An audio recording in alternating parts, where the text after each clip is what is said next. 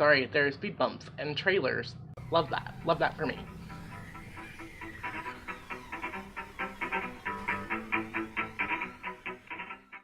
Hey y'all, it's Brody, and today I am here to do my first set of book reviews. There are people driving around outside.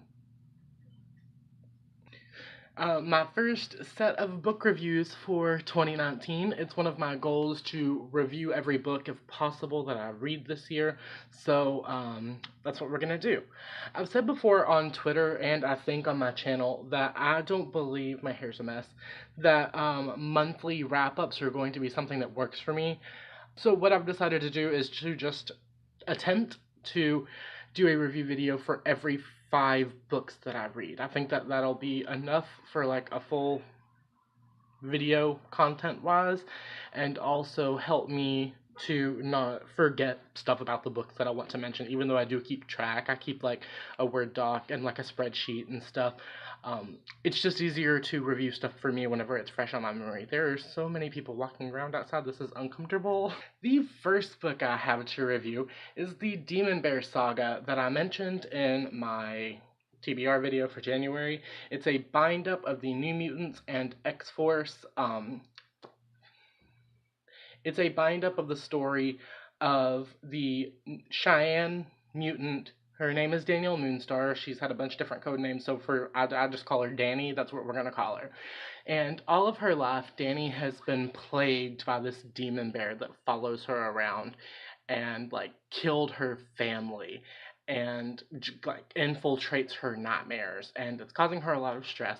It is starting to come out of her nightmares and manifest into the real world, which interestingly enough is one of Danny's powers. She has the power to reach into your mind and create a manifestation of your deepest fear or your phobia.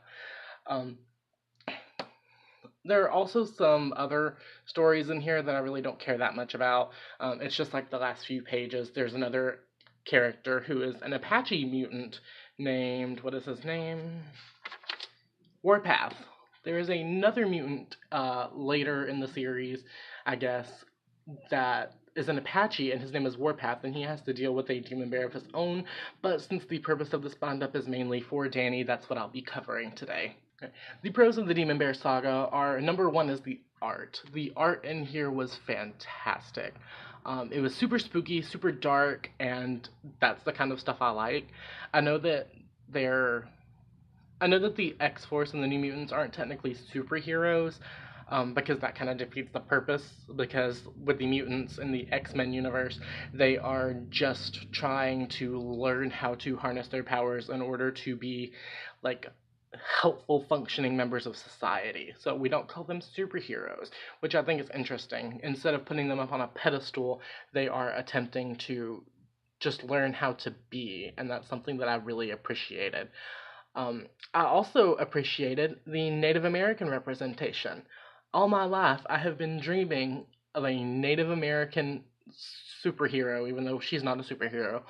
And if you don't know, it's very hard to find proper Native representation that is not riddled with stereotypes, where the characters feel like fully fleshed out characters rather than just stock characters, like diversity for the sake of diversity.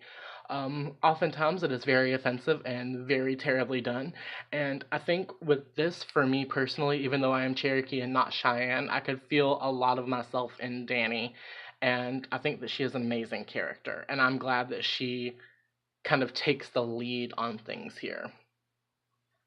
The third pro about this book is that I think it will make a wonderful film. I was a little nervous going into it because the New Mutants film, if you don't know, has Blue Hunt as Danny, and also Anya Taylor-Joy's Charlie Heaton, a bunch of people. Maisie Williams is in there, and I was nervous that it was just going to be like casting, what's the word? Like whenever you cast big names to get something hopped up. But after reading this, I honestly think that all of them will be able to do the characters justice. I am super excited for the film and cannot wait. I might do a film review. That could be fun. Yeah. Now, the cons of the Demon Bear. Unfortunately, this was published a while ago before people were as sensitive to cultures that are not, white. And there are some sort of offensive things in here that kind of piss me off. For one, there is a point, this, I'm not gonna spoil it or be specific, there is a point in here where two Caucasian white characters are taken over by the demon bear and turned into like demonic Native Americans, and then, the characters who aren't native have to fight them. And there is also the use of the term Indian in here, which Native Americans are not Indians. Let's get that cleared up. Thank you, Christopher Columbus. We're not Indians. They are a different people. Yeah, the term Red Indian was thrown down a bit, and unfortunately, kind of have to acknowledge that that is just a sign of the times. Um, it didn't age well with stuff like that, I can say. And apparently, according to my boyfriend, who, like I said, at my first video I mentioned this in, he is a comic book encyclopedia, that caused a lot of controversy. It is also a point whenever the two Caucasian characters cannot change back to Caucasian that it's terrible and it's going to ruin their life. And I didn't appreciate that.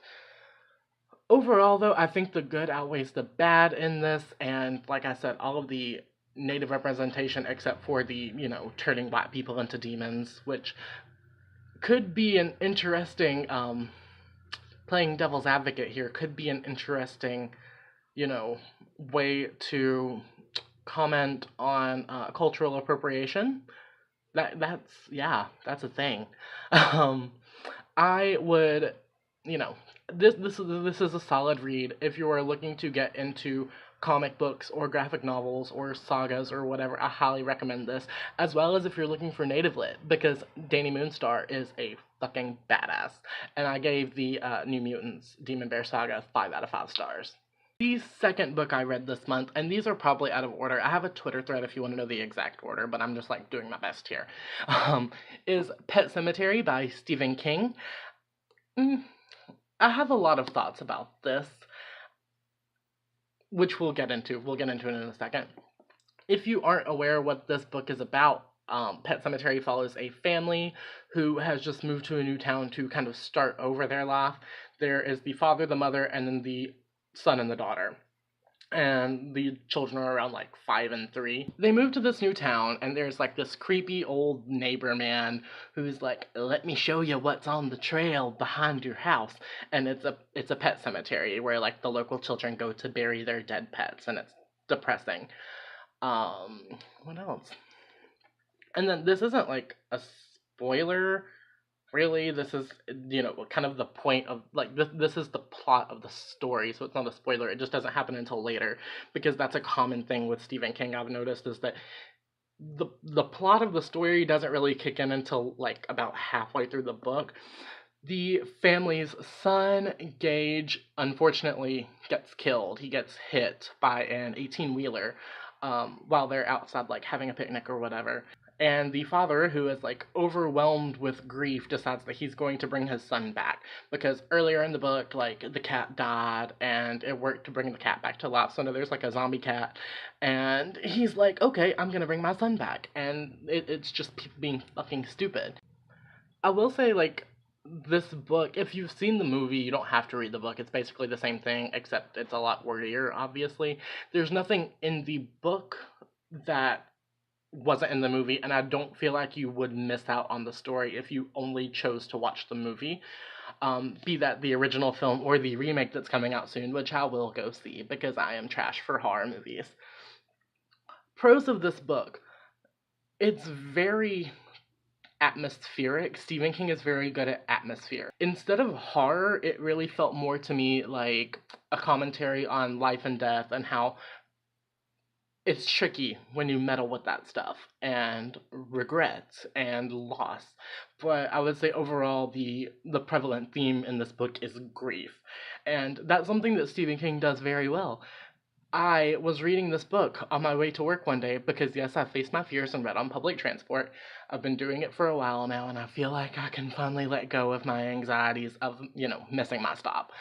So I was reading this on my way to work, and I stopped at McDonald's to get a sweet tea, and I was in the bathroom and I was like, hey, you know what? I have to take a massive shit.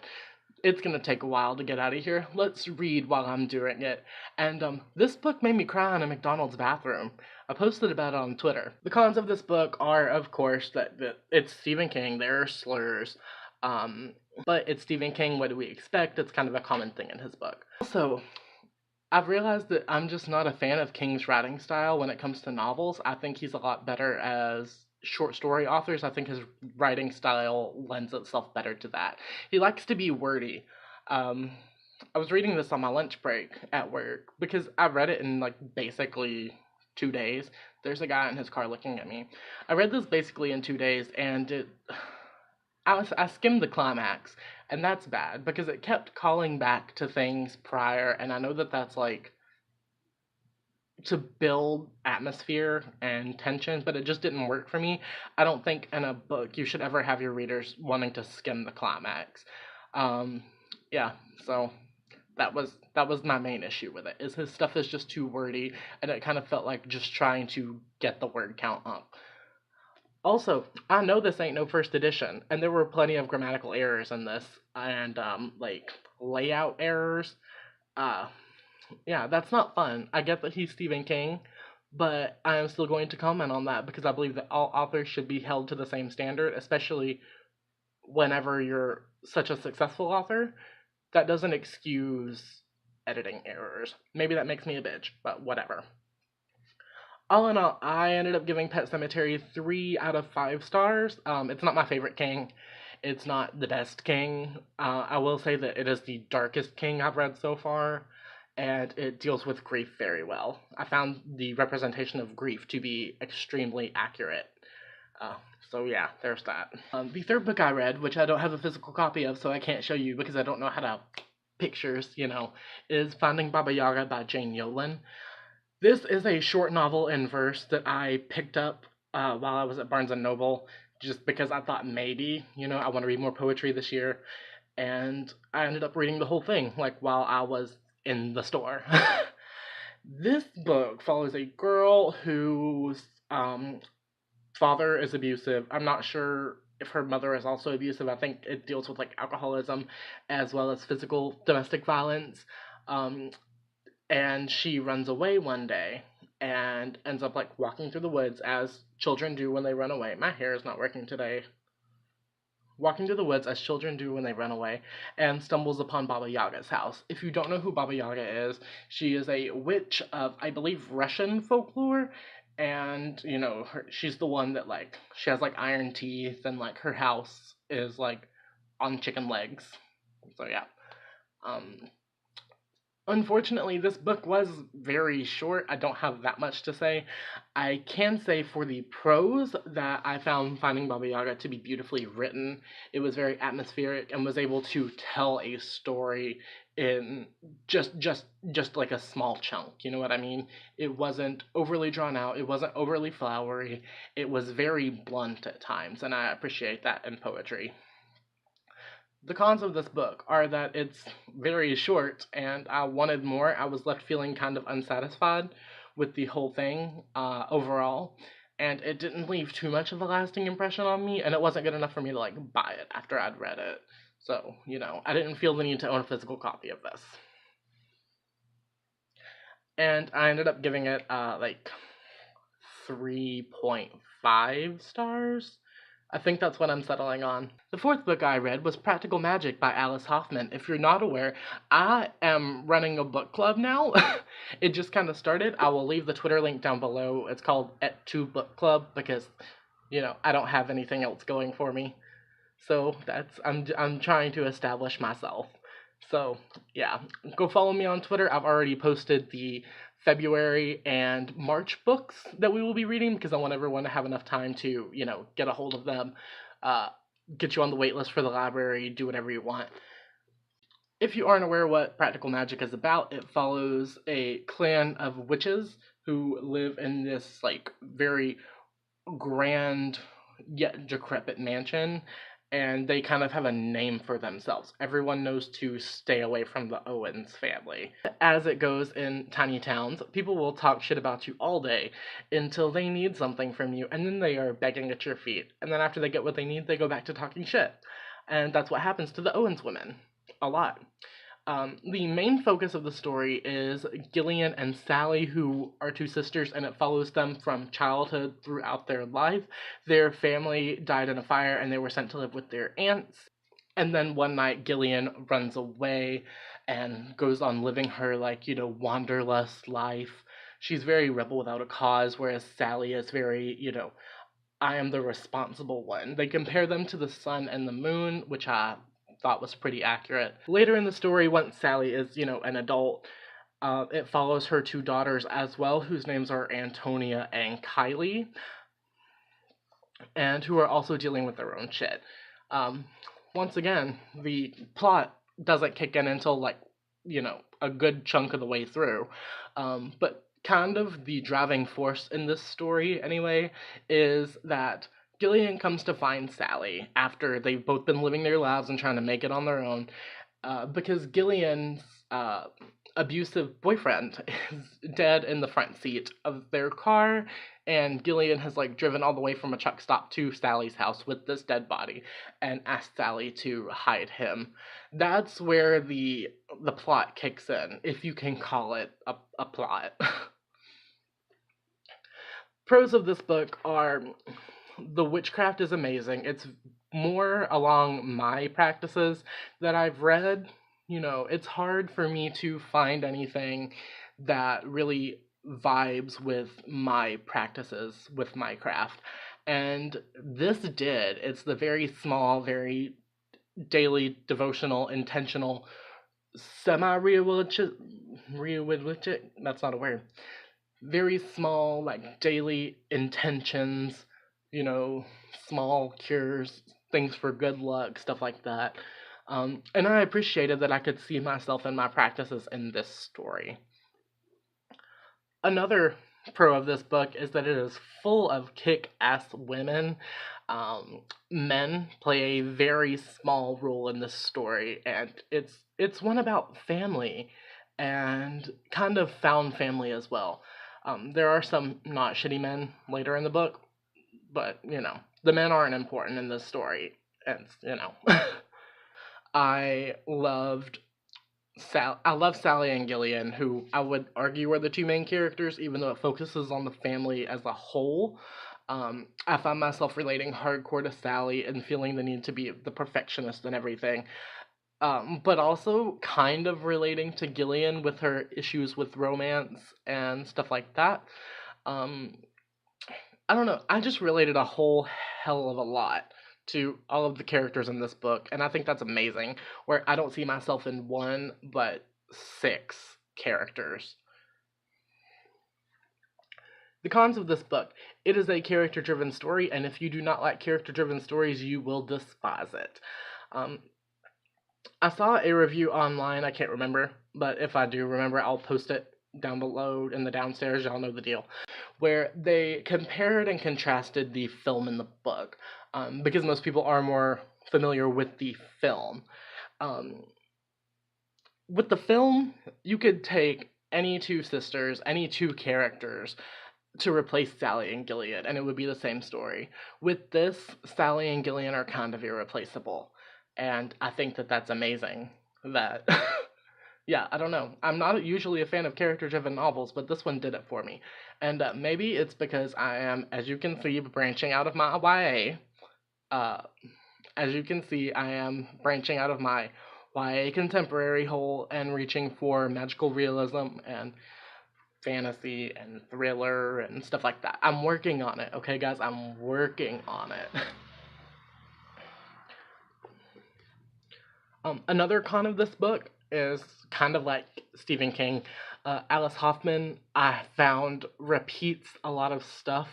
If I had to read one more time about how Gillian's neck was pretty enough to stop traffic, I was going to snap. I made a tweet about it, and yeah, it was just a lot. and I couldn't deal with the repetition. Someone who is joining in on the book club, I cannot remember currently because I'm trash, but I will leave the name here and links down below. Posted that they were going to read the book for the book club, but they were going to listen to the audiobook. And I saw that the audiobook was only like 4 hours long and only had 4 chapters. And if you can cut that much out of your story, then that's kind of a problem. Overall, though, I did find myself enjoying Practical Magic a lot, so I gave it like 4.25. Is that a thing? Can I do like 25% stars? I don't know. I ended up giving like around 4.5 stars. The fifth and final book in this video is Dear Evan Hansen by a lot of people. Let me read off the names. Val Emick, Steve Levinson, Benj Pasek, and Justin Paul, who created Dear Evan Hansen. I buddy read this with Steph from Steph OK, and we're going to Skype later so I can listen to the songs for the first time. But we're not talking about that, we're talking about the story. This follows a high school kid named Evan Hansen who deals with like crippling social anxiety, has no friends, has a very problematic family situation, and Evan goes through a lot, basically, and one of his assignments from therapy is to write letters to himself telling himself why it's going to be a good day. He has a crush on this girl named Zoe Murphy, and one day Evan just realizes he can't do it. He can't write a positive letter. Today is not going to be a good day. All of his hope is lying on this girl that he has a crush on, which is, I'm trying to not be annoyingly critical, but I wasn't a fan of that. So, Zoe has this brother who is kind of known as, like, the bad boy in school, and he finds Evan's letter and is like, what the fuck is this, bro? And Evan's like, it's not what you think. And then Connor, who is the brother, steals the letter and dies later that night, with the letter still in his pocket. But because the letters are always titled, like, start with Dear Evan Hansen, his family believes that the letter was written to Evan and was a suicide note from their son, and Evan just gets caught up in this whole web of lies that really upset me. We're gonna get into pros first because I have a lot to say. Pros of this book: Evan is a flawed character. He knows that he's flawed. He deals with his anxiety, and I understand and I'm sympathetic and can relate to a point. But it was just too much for me to suspend my disbelief on something like this.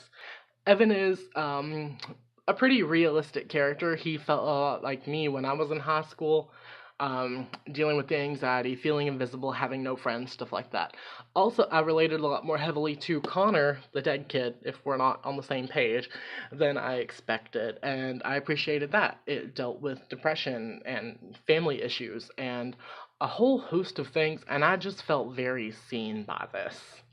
I also believe that it deals with mental illness in a very healthy way, not a positive way, but a healthy way, and a realistic way, as well as, talking about how medication and therapy are not bad. I understand that medication and therapy are not for everyone, but they are not bad. They do work for some people. If they don't work for you, that's fine. Some people they do.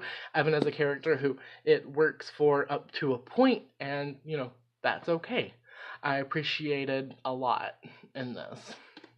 Okay, cons of this book: I did not find the plot realistic. I do not believe that a boy with anxiety who had made up this huge elaborate, I just don't buy it. I don't buy that a person with anxiety would be able to handle this web of lies up to the point that they are like raising $15,000 for an apple orchard and leading like a project in honor of a dead person who they were pretending to be the best friend. I just didn't find it realistic, and I had trouble suspending my disbelief a lot with that, and I was just like, this isn't realistic, this would never happen.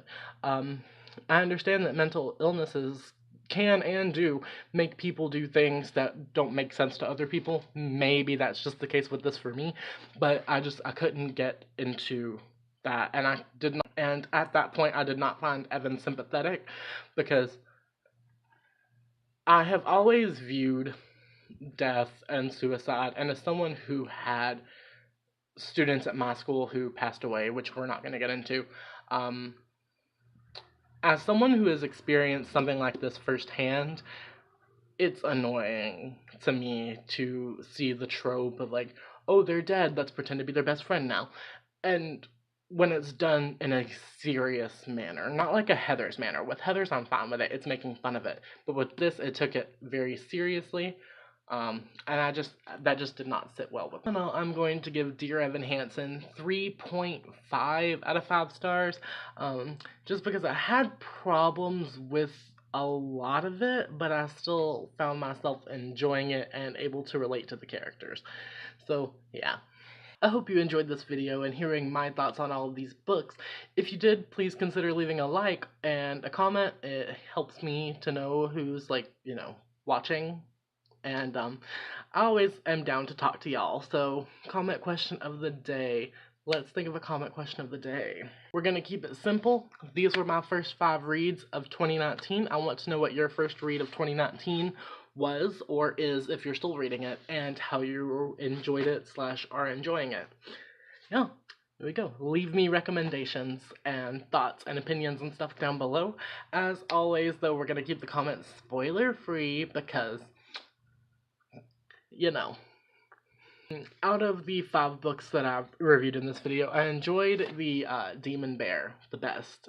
It was the only 5 out of 5 out of my first handful of reads. So yeah, I don't know.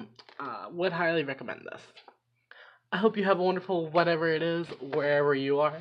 I love all of you, and I will see you in the next video with something else. Okay, bye.